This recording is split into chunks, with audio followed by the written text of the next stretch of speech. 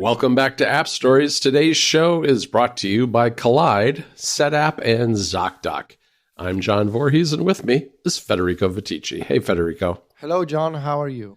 I'm doing all right. We had a good conversation during the Plus segment today all about co-working facilities because I joined one recently, and I think that wasn't me. It was all you, man. Yeah, no, I think you're a co-working skeptic. It's pretty much my take on this, but if you want to hear a little bit about what I'm thinking about and why I'm doing that sort of thing and why Federico is skeptical for that matter, you should listen to and subscribe to App Stories Plus by going to appstories.plus. Couldn't be easier.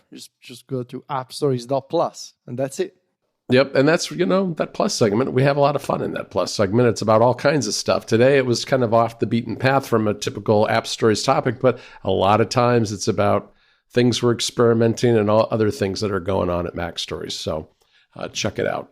Today, we're going to talk about RSS. Your favorite topic. It is. It's one of my favorite topics. It's funny how people are rediscovering RSS because it never, I don't know. I've been using RSS before. Never went away for us. Never went away. I've been using RSS before Google Reader disappeared, or before it even was on the scene, really. And Google Reader, it turns out, just a decade ago now, was discontinued. That anniversary came up just last week, which is kind of remarkable. I was not planning on talking about this because of that, but I think it does make it kind of a timely topic. Plus, you and I haven't talked about this for like 5 years. We did a couple of shows early on in App Stories all about RSS. And I think some of the apps and things we're going to talk about today are the same, but a lot has really changed over the last 5 years. And it's been, I don't know, at least for me, it's been like a never-ending shifting sands and journey as to what exactly I'm using RSS for and what I'm getting out of it.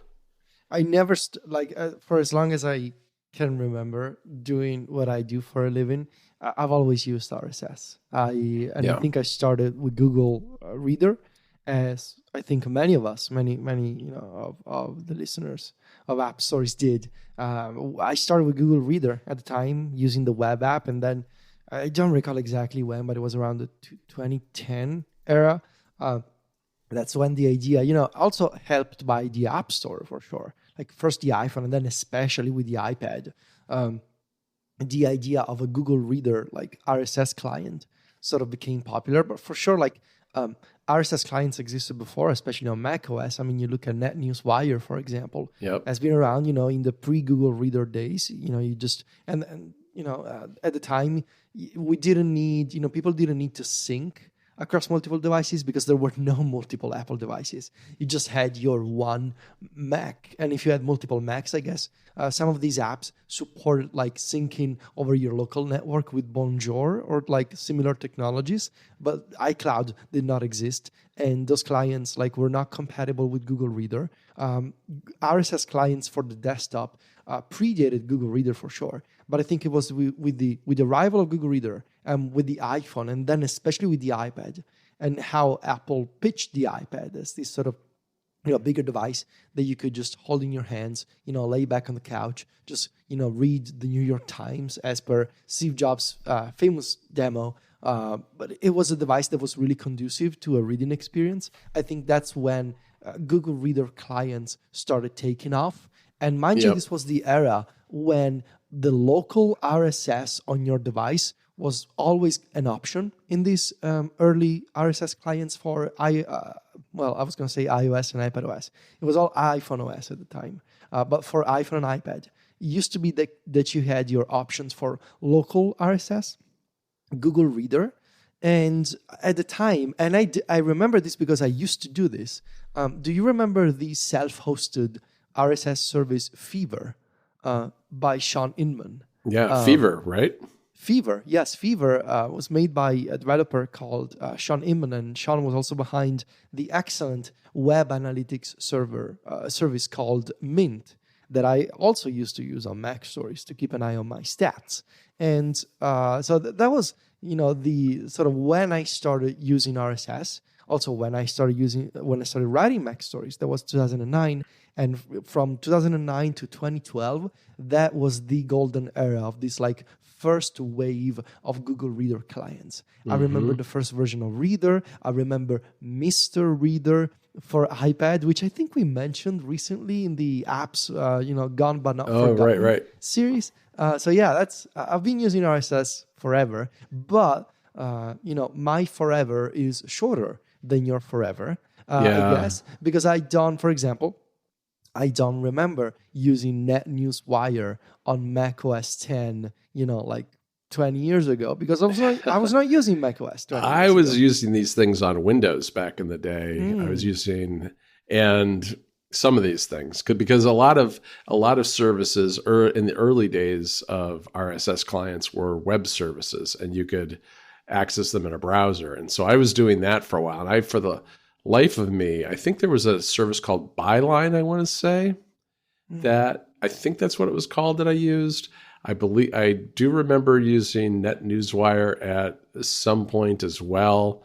That wasn't on Windows, but a bunch of different things. And then I moved to Google Reader, and Google Reader did at some point become kind of the de facto sync service for RSS. And that was all kind of a house of cards in a lot of ways, because the APIs for this, as I recall, were undocumented and unofficial. And so they weren't really, directly supported by Google. And once Google Reader went away, that caused a mad scramble and kind of a splintering of the marketplace, where all of a sudden you had a bunch of different services pop up, many of which are still with us today. This episode of App Stories is brought to you by Collide. Collide has some really big news. If you're an Okta user, you can get your entire fleet to 100% compliance. How can you do that?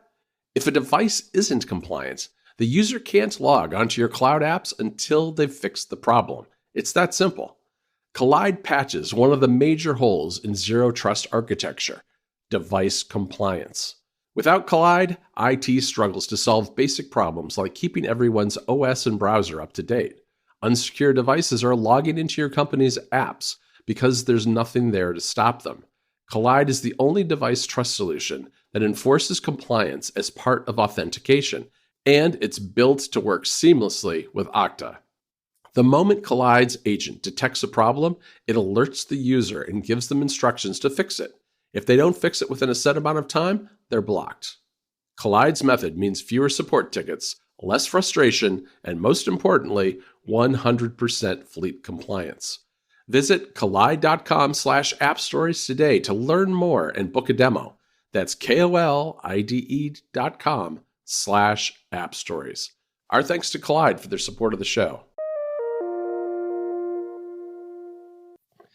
So how do you want to tackle this? Because we are revisiting RSS. So I think what we should do is talk about how we're using RSS, you and me right now, today, and sort of some of the options that are around today compared to the, to when we last covered some of these modern RSS clients. So let me ask you, because I'm going to talk about my setup, and it's going to be this like emotional roller coaster. Okay. Of an explanation. So tell me about yours first. All right. I got to say that I've never been 100% satisfied with my RSS story of setup. my life. Okay, go on. Yes, it's very much like email, but not as painful as email. Email is a much more painful journey over the years, but I've never been 100% satisfied. Speaking of which, before I forget, I have this is so fun doing it live on the show. Did you see this new email client for Mac that came out today? No. I saved it. So I saved it in my Mastodon favorites. Leave this on the show. This is perfect. Yeah. How do you check your likes on Mastodon? What? How do you check the posts you've marked as favorites on Mastodon? That's a good question. Yeah, I bookmark them instead of favoriting them. I honestly have no idea how to find this. So there's this new email client for macOS that launched today, and it's called Ocean, like the ocean, the freelance inbox. Ocean is a macOS native application designed specifically for freelancers and independent professionals to manage their overflowing inbox. It's made by the former CEO of Shopify, and it's Mac App Store only. I don't remember the last time I saw a brand new Mac app that debuted and it was Mac App Store only. Well, I mean, there's MimeStream. It's still Mac App Store only? Yeah, it's not out of beta yet, but it's going to be out of beta soon, and it's going to be, at least initially, they have on their roadmap that they're going to do iOS and iPadOS, but it's Mac only, and that's a whole nother conversation because all right. Sorry for the parentheses here. No, that's okay. I need to check this out because I'm on a bit of an email journey right now that may be the subject of a future episode. Okay, so you were saying. Yes. So RSS, not like email, but here's what I found. Siri's doing searches for me about email as we talk.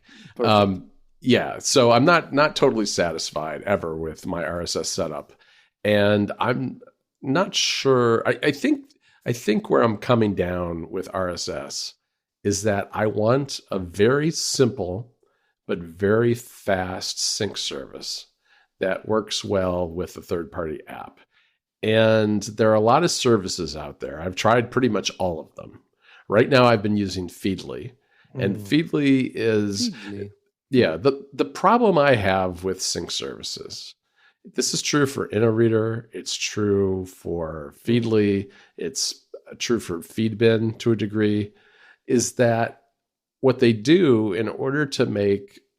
it's kind of a commodity, the syncing of RSS between devices. So what they do to differentiate themselves is they pile on extra features, which is fine, except that most of those features either only work in their native app or on their website. And I will tell you that none of the native apps that any of these services make are any good. I mean, InnoReader, Feedly. It's been a while since I've looked at Feedbin's app, but none of them are great. None of them can really touch Reader, Unread, or ReadKit, in my opinion. So I don't want to use those. And while I don't mind looking at RSS on the web once in a while, I've really kind of grown used to and prefer the experience of using the native apps like Reader and ReadKit, especially because then I have the share sheet at my fingertips. I've got a lot of keyboard shortcuts. I can just move very, very quickly because unlike a lot of people, and this is one of those things where I've really kind of realized that I don't necessarily I haven't always used RSS the same way as I do today, but the way I use it today, I think is different than a lot of people. There was a time in my life where I would read every single article that was in my RSS. I don't do that anymore. I have a lot of feeds and I'm scanning. I've gotten very good at like looking at headlines and finding something interesting. And it's like, I don't even know what the logic is that my brain goes through as I scan, but it's some combination of looking for particular authors from particular sites about particular topics and anything that's a little bit different that might be worth linking, which, if you follow a lot of RSS feeds that, you see a lot of this. There's a lot of sameness from site to site covering the news, the tech news. So I don't really need extra. I've decided I don't need extra add-on services from these sync services. So when I joined Feedly, I was like, oh, this is kind of interesting. They have like this AI robot that kind of goes out and finds you articles about topics that you like and brings them back and you can look at them. But in practice, the articles were all either things that were covered in the feeds I already follow, or they just weren't that interesting. It was a little bit like, asking the robot to go out and get you all the SEO spam articles about Apple. It's like not super interesting. But InnoReader has great filters and sort systems. Feedly has a lot of that. And some of it is done for some of these services server side, which is good because then if what they are spitting out is a filtered, unique RSS feed, that will work in a third-party app. But a lot of these are kind of browser or, their proprietary app only type of features. And what I've decided is that I've kind of got the feeds that I need. I don't add or take away feeds very much these days. And so I don't really need extra, but I do like to get it on a timely basis. And then I can just scan through using whichever app I prefer. And so what I really want, I think, so Feedly, I got like their pro subscription. It's kind of expensive and I'm not really using any of the features that I'm paying for. So I think when that rolls off, I'll probably go to a Feedbin subscription only because it's a little more bare bones. It has a few of the things that I like that are unique, that aren't, strictly RSS, like newsletter. I guess I don't really need newsletters because I use a read later service for that, but things like following Twitter accounts and that kind of thing. And so I'll want those. But for the most part, everything else, all I need is a good sync service. And really, any of the services that are out there do a pretty good job of syncing. Let me ask you, when you find an article in your RSS and you want to do something with it, like, for example, link it on Mac Stories, what's your workflow for it? So, boy, it really depends. It's kind of intuitive because I'm scanning through all these headlines. If something looks interesting, I'll click on it. I'll start reading the first few paragraphs to kind of get an idea for what's going on. And then one of two things happens. Either it's a relatively short story and I'll just kind of skim through it and I'll just consume it right there. If it's something I want to link to, I'll send it off to my browser so I can then just have it in Safari's and read it there and quote from it from there. If it's something that I think I'm going to link later in the week in Mac Stories Weekly, I'll send it to a read later app and tag it with Weekly. Okay. And tag it with Weekly so that when I get to the point of writing that interesting links section, I can filter by tag and I'll have usually at the end of the week, I'll have 7 or 8 things tagged that way. And not all of them make the cut even then. These are just prospects that I send off to the read later app. And then I kind of go through and read them a little more carefully and drop 1 or 2 pretty typically.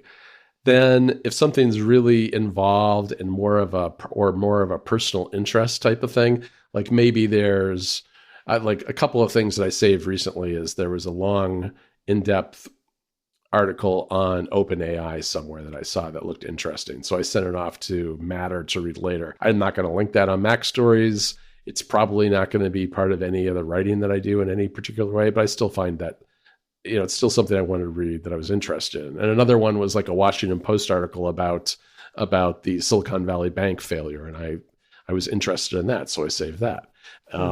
So it's a combination of read stuff in the moment, just for my own knowledge and to figure out what I want to either write about on the site or send off to Weekly.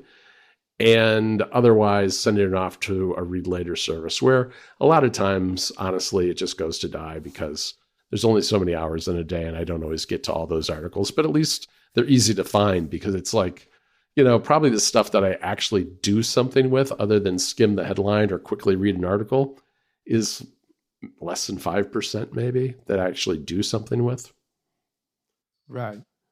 So you are leaning toward fewer sources, right, in your RSS, more would you call it a simplified approach? Maybe? Yeah, I think so. It's some of them are high volume though, because, I'll have there are a couple I was thinking of dropping recently, but I have some high volume feeds in there like The Verge and TechCrunch, 9 to 5 Mac, Mac Rumors. It's the stuff you'd expect, the sites that you'd expect. But then I have some blogs from developers. I have some company blogs like the OpenAI blog. I've got, what else is in there? There's some things like some really specific RSS feeds where sites have those kind of things, where it'd be like BuzzFeed's feed that is related to tech culture and social media, really kind of off the beaten path type things like that. So I'll do that as well. This episode of App Stories is brought to you by SetApp. With all the tools that are available to us now, looking for something new to improve the way we work can feel like drowning in an ocean of different apps and services. There are just so many to choose from on the market today, and not all of them are worth your time and money. And what's more, so many of us are paying for apps and services that we never properly integrate into our workflows. So how do you know which apps are worth trying without emptying your wallet on subscriptions that you might forget to cancel in the future? The answer is SetApp. SetApp is a platform that combines over 230 macOS and iOS apps and tools under one $9.99 per month subscription. Their selection of apps is super helpful for people who use their Macs for work, covering complete use cases like coding, designing, project and time management, and a lot more. Once subscribed, you get full access to all paid features of these apps, as well as new apps that are constantly being added. So you'll always be sure that you're not missing out on anything that can actually help you do your work more efficiently, all for just a fraction of the price. SetApp is a smart way to get apps for people who create value with the help of their Apple devices. It takes away the pain of looking for, comparing, buying, and managing separate apps. And they partner with some of the world's best developers to handpick the most trustworthy and advanced paid apps for SetApp. SetApp is perfect for anybody who listens to App Stories because you know what? You probably like trying lots of apps. I know I do. And SetApp's a great way to do that because the catalog is over 230 apps. You would break the bank if you bought 230 apps individually.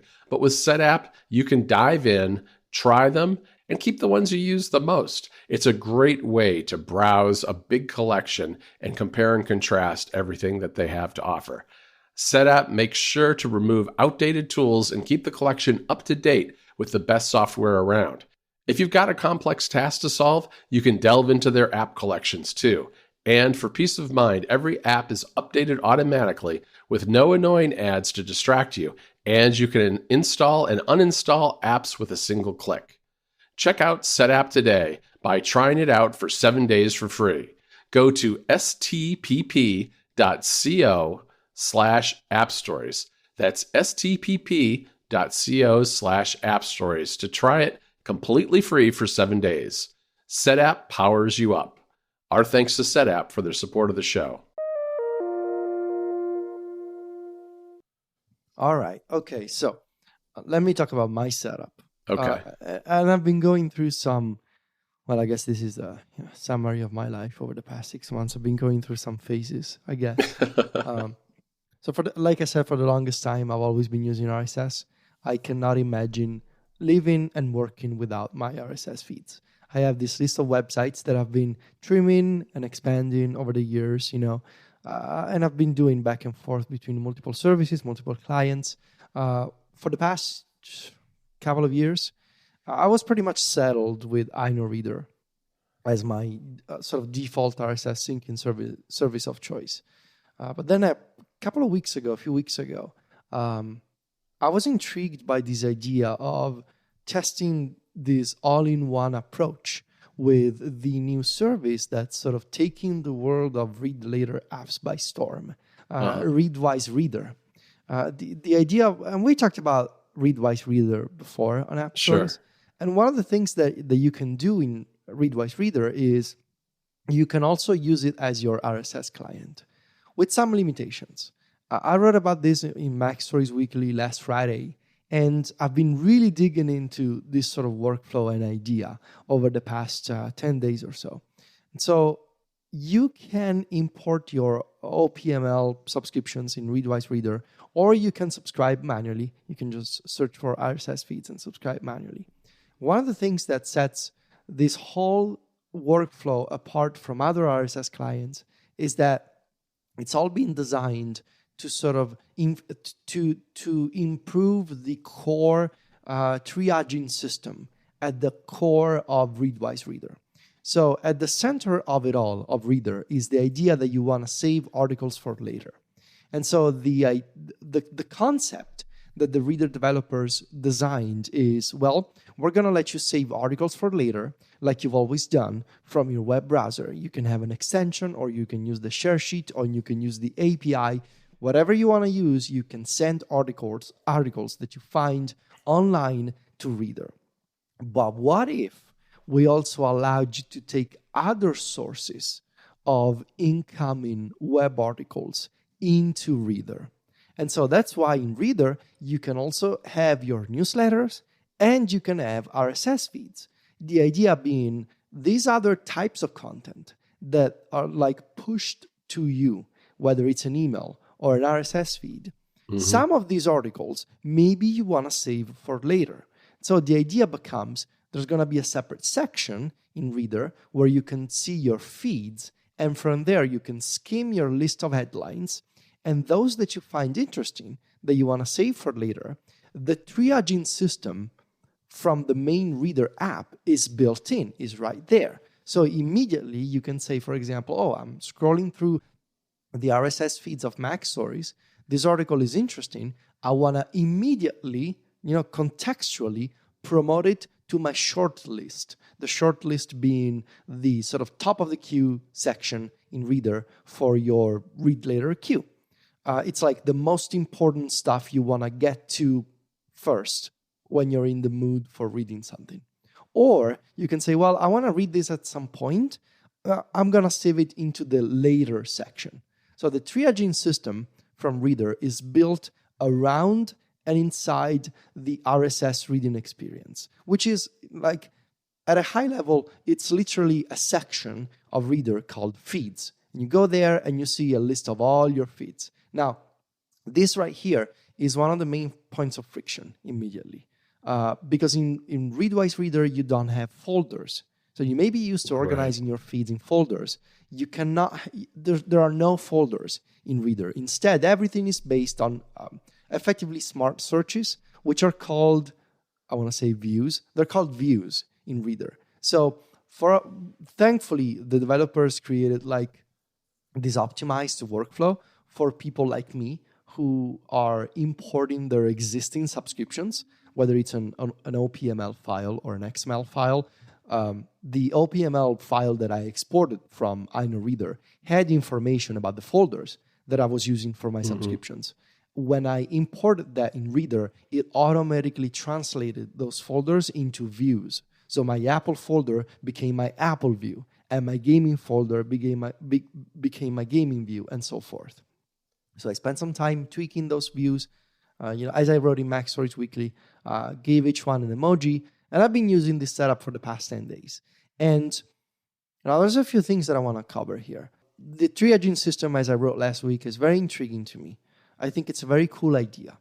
I've noticed that, and I asked around to get more context on this. So by default, Reader pulls refreshes your entire RSS subscription list 12 times a day on its own, but you can, of course, also refresh it manually. If you want to, you can just pull to refresh on the iPhone, for example, and you're going to refresh the list.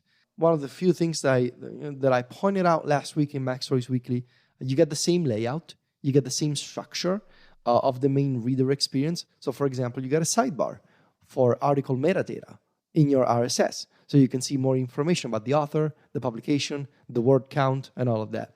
And there's a really good, really well done recommendations section in the feed settings. You can go into the recommendations area, and Reader is going to recommend feeds for you based on your existing subscriptions. So it does a bunch of I guess it works like people with similar subscriptions to you are also subscribed to these other websites. And I can tell you there have been a couple of sources that I was like, yeah, I guess, why don't I have this, like, for example, Kotaku in my gaming folder? So that was genuinely useful.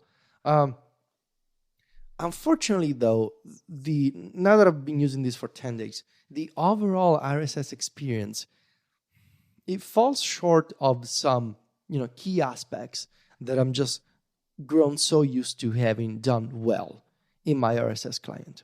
For example, lots of truncated articles, more so than I was expecting. Doesn't have a full a reader view. Oh, that's too bad. That's what's weird. So weird to me is like, because it is a reader app. This is a reader app. It's doing that essentially. It's doing that for articles. Like it's pulling the content when you save an article, but it doesn't do that for RSS. I thought, well, that's weird. And so I found myself opening a lot of Safari View Controller pages when I was clicking on the Read More button for each item in my RSS feed. And I guess, this sort of extraction of the main text, it happens a lot in modern RSS services. It happens on the server side, Like, for example, iNoReader and Fitbin can pull the content of a truncated RSS item, and it also happens on the client side. So, for example, Reader and Unread and all these other clients can also do it. Yep. It doesn't happen in Readwise Reader, and that was really annoying. And what's nice with the third-party clients is you can set that on like a per feed basis too, if you want, which is really nice. Exactly. Because sometimes, right? Because sometimes when you do that full text view, you lose some images. So there may be some sites where you don't want to use it, so you can see the images, and then you can invoke it manually if you want. Precisely. The even more annoying thing, though, is that Readwise Reader doesn't work at all for blogs like Mac Stories and 512 Pixels and Daring Fireball that do linked posts. Oh, because it gets you the original content. 50-50, I would say, on that. So, okay. Again, what's so weird is that in the main list of headlines, you see two lines. You see a little snippet preview with the context of, say, John Gruber or Stephen Hackett linking to something. You see that the words that they, the comments that they have usually. But then when you click on the item, when you open it and it loads the article view, you see an extract of the landing page that it's linking to. So it's impossible basically to read like you can in Reader or in Unread or in other services. It's impossible to read, for example, a linked post from Daring Fireball in its entirety in Readwise Reader. Oh, that's too bad. And because so many of the blogs that I follow have adopted this, this style of linking and commenting on other blog posts, that's been really annoying for me because it forces me. Basically, what I've been doing for the past 10 days is okay, I see that Gruber has some stuff out. Let me open Safari and manually go to daringfireball.net, which is defeats the entire purpose of having this in my RSS feed. Right. But then there's a couple of other things. First, while I really liked the triaging idea on principle, in theory, I thought, that's very cool. In practice, I realized I just don't do it as much as I thought I would. Yeah. So I don't know what is it. That maybe, sometimes when I find an article and it's really good, I read it right away. I guess it's something that I'm realizing about me. But I thought I was going to use the triaging, the built-in triaging so much. And actually, I'm not. I was going to say, this is where I think I have learned from talking to people who use Readwise that I use RSS very differently than some people, because I think I'm a little bit more like you probably, in that to me RSS reading is very different than read later reading. I just sit there and read it sometimes, or I'm either going really, really fast or I'm stopping and just dealing with it there. And it's only a very small number of things that I actually send to a read later app. Yeah. But really the more annoying aspect for me was just being unable to read all these linked items. Yeah, that's pretty tough. And so I filed I sent some feedback. Some you can file a report in terms of hey, this is a parsing issue. Mm-hmm. And I was really detailed with it. And I also did it for a couple of other articles that I found, and I didn't hear back at all. Mm-hmm. And surely, this service is very successful, and I'm sure they have a backlog of people telling them, hey, look, this article is not correct, and there's an issue here, an issue there. But it was I gotta tell you, it was a completely opposite experience to what I saw in Matter. They get back to you on everything very quickly. I know that from having done it myself. In Matter, I sent a few feedback items for, for example, missing sections from a Pitchfork album review, and they got back to me 2 hours later. And I've done this like 10 times, and every single time the Matter folks, they get back to you. And so I guess what now I am considering, okay, well, maybe this was a good experiment. I'm glad I did it. I learned some things that I didn't know before about Reader and about me. But maybe, just maybe, I am better served, just going back to Unread or reader, whatever, like going back to a traditional client with iNoReader as the backend, and maybe just using, for example, Matter instead of read-write-reader, because of like this better sort of back and forth in terms of reporting issues and hearing back from the team. And I also gotta tell you that Matter, which I'm also like, I'm a paying subscriber of both services. Yeah, I am too right now. I'm a reader subscriber and I'm a patron of Matter. Like I did the super expensive like 5-year thing when they announced the Matter. Yeah, I did the same thing. Yeah. So I pay for both. And I gotta tell you, I looked at Matter again, and it's so much more polished than Reader, and so much more. Even on the web, even the web app, the new themes are really nice too. I like the new themes are super nice. The scrolling, even in the web app, if you go to the web version of Matter, the scrolling is so much more smooth than the one in Reader. And the one thing, and this may be a silly thing, the one thing that I didn't like in Reader, both when reading articles and when going through RSS, they, especially I think they do this on the web. I'm pretty sure they also do it on iOS and iPadOS. They put like a vertical line on the left side of the current paragraph you're reading. Oh, yeah. My brain, because of, I've been doing this for you think it's a quote? Years, or you think it's a pull my quote? My brain thinks it's a quote. I do too. Every single time I'm second guessing, like, am I reading the main body text or am I reading a quote? I have had the same because experience. of that vertical blue line. Yep. No, God, I'm so glad it's not just me. No, I totally get it. So it's worth mentioning, I think, with Matter is that it has a totally different approach to RSS because you can. I was hoping you were going to mention that. All right, yes, you can put feeds in Matter as well, but it's really designed to house feeds that are kind of what we would call slow feeds back in the Fever days, ones that have kind of a low volume because there's no OPML import. It's simply put in a feed and it shows up amongst your like writer list. And it's really more like an automatic way to add things to your read later list. If there's a particular website that you want to read literally everything that they publish, then you would use that. But I would not like import my system into it by any means because there's no organizational system for it. There are no folders. There's no saved searches like Reader has, none of that stuff. This episode of App Stories is brought to you by ZocDoc. It's terrible when you go to a doctor's appointment and expect to be the center of attention, but your doctor seems to have better things to do and better places to be. Instead of listening to you intently, asking how you feel, and helping you along, the doctor's checking the clock.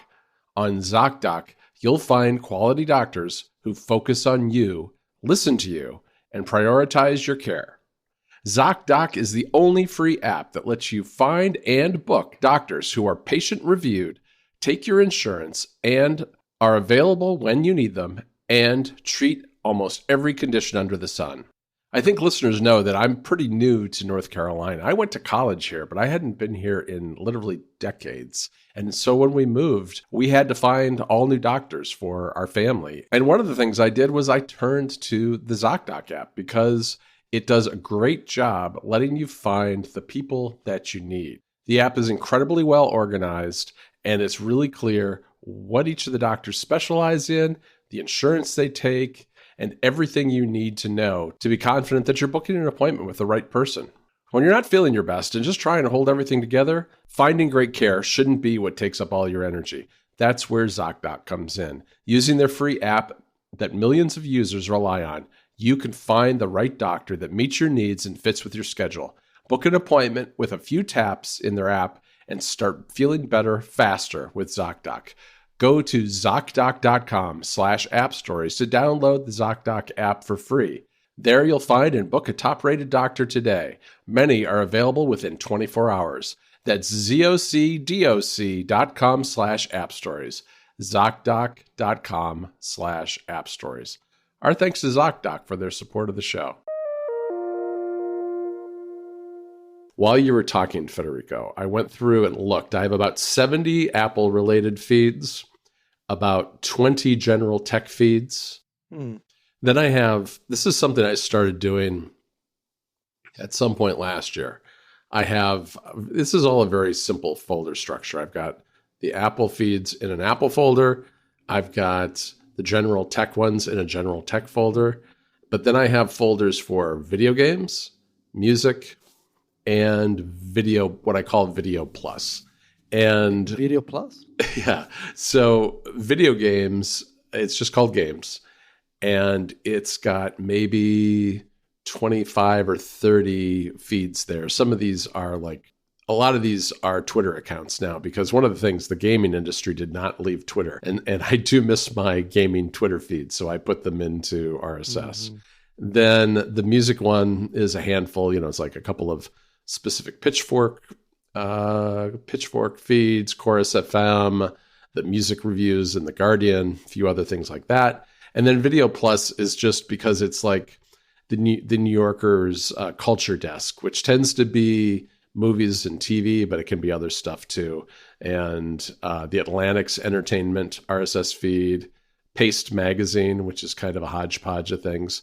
And these three categories that I have, the Video Plus, music, and games, I don't read these regularly. I mean, there was not long ago, before I kind of zeroed all this out, I had 3,000 articles in the video game section.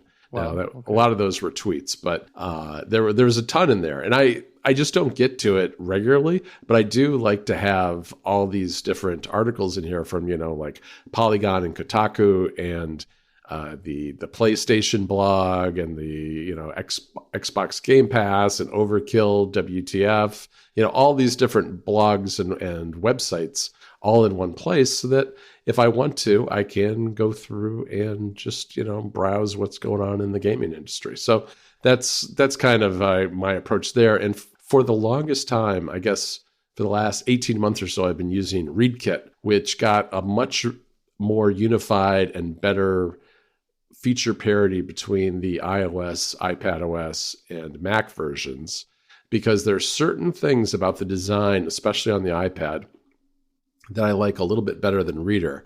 But last week I decided just to tear that up, and I went back to Reader to see what's going on over there. So I've been back in Reader again. And what's nice about, I think, using these modern services, I think honestly, if you're listening to this and you may be thinking, oh, should I redo my RSS setup? I honestly think that between iNoReader, Feedbin, Feedly, you're probably going to be fine. These three services, so and especially if I could, give my personal recommendation, it's between iNoReader and Feedbin. Both are excellent. They both support Twitter, YouTube, newsletters. Maybe iNoReader has more options when it comes to, giving you advanced rules and filters and all that sort of stuff, which you can also do in Feedbin, but iNoReader has more options. But between these two, you cannot go wrong. You really can't. Yeah, and I think Feedly is quite good too, actually. Yeah, I think it's quite good. I just personally, I have less experience with it than you. Yeah. What's beautiful is that you can just, leave your sort of truth in the cloud and just use whatever client you prefer, right? So the ones that we mentioned, modern clients that I think are excellent options on Apple platforms, Unread, Reader by Silvio Rizzi, ReadKit. There's what's the other one that I'm thinking of, John? Lear. There's Lear and Fiery Feeds. Fiery Feeds. These are all excellent options. Yeah. The thing about Lear and Fiery Feeds, there's some really good power user features that are built into those. So those are worth looking at if you really want to try to, do some fancy stuff with save searches and stuff. You can do some of that with ReadKit now on a limited basis. But for the most part, I'm taking a back to basics view of RSS right now, and just kind of using a simple lower tier of these services, because a lot of these services have multiple tiers. I know iNoReader does, Feedly does. I think Feedbin's maybe just one tier. but I'm using a lower tier of those services that kind of meets my needs, and then taking a simpler approach with just a very simple folder structure with Reader, which has always been one of my favorites. Yeah, maybe we should spend a couple of minutes before we wrap up to talk about sort of these proprietary syncing systems that are based on iCloud rather than, or like custom cloud services instead of like a web service with an API. Right. And I've used the Reader one, the iCloud syncing a couple of years ago, and I preferred going back to Reader at the time. I think you also have more experience with the custom iCloud sync of Reader than I do. I thought to myself, well, there's a couple of different things that I think are kind of more recent innovations in RSS clients, which are the local feed tracking, where they don't sync at all, where you just have it local to that particular app. Which is a throwback to what we mentioned at the beginning of the show. Exactly. That's a very big throwback. And that's not really something that I'm particularly interested in, because I use RSS across multiple devices and I want them to be in sync. Yeah. Then the other thing that has been relatively recent, and I think because iCloud has gotten more capabilities, is that there are RSS clients, both Reader and ReadKit can do this. And does Unread do this? I don't recall if they do or not, but they sync over iCloud. And I thought, well, that's interesting, because if that worked well, maybe I don't need a sync service. Maybe, I shouldn't be paying one of these companies, and I should just be using iCloud because that's built into the system. And I think it can work sometimes for some people. It's just, it's a little clunky. It's clunky not because of the apps, I don't think. I think it's clunky because of iCloud. It tends to be slower, I've found, and it can get out of sync between devices. I don't know what your experience has been with it.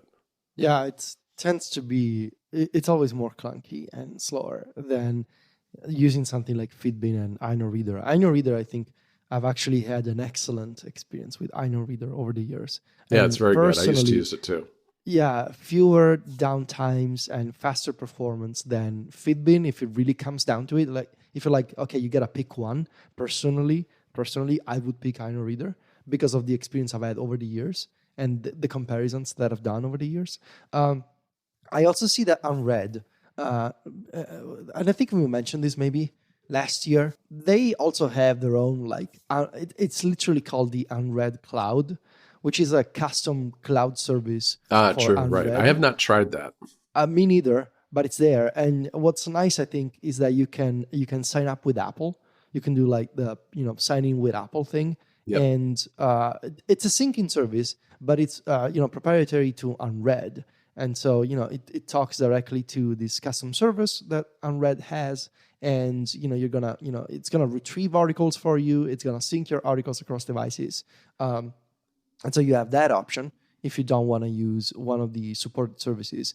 And to your point, what you mentioned about the local accounts, you can also have a local account in Unread. The latest version, I believe it's 3.4 or 3.5.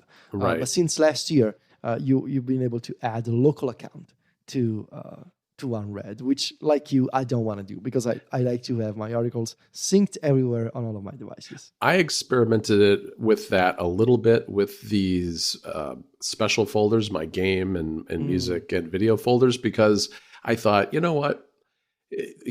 Reader and ReadKit, all these clients support multiple accounts that can be synced.